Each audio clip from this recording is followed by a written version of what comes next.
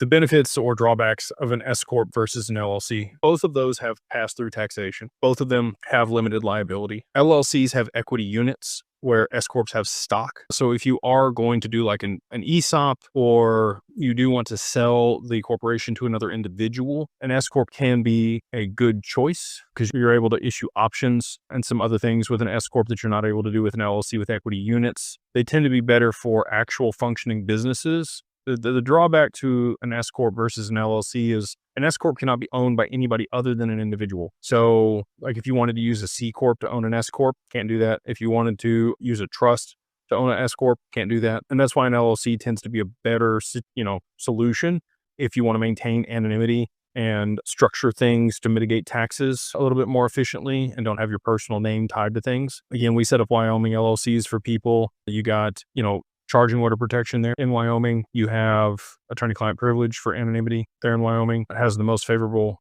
regulation around digital assets, the most progressive of any state when it comes to crypto. No state taxes there in Wyoming. Anyway, so that's a lot of the reasons you don't want to use an S corp. The other reason you don't want to use an S corp versus an LLC is if you do get sued by a creditor and somebody comes after you, and if you're holding assets inside of an S corp, they can take control of the stock or the shares in the company, liquidate those assets, pay themselves back, and then give you the worthless shares. Not ideal. In an LLC, the equity units prevent that from happening. So again, most of the time when you're holding assets, you want to use an LLC here in the US. When you're managing something, that you could use an S corp if you don't want to use like a living trust or have something else on the cap table, and you're okay with holding it your personal name and having your personal name associated with it on public documents. They're all tools, right? You just need to understand how the tools work together and what they're used for and the drawbacks or benefits to using them in different applications.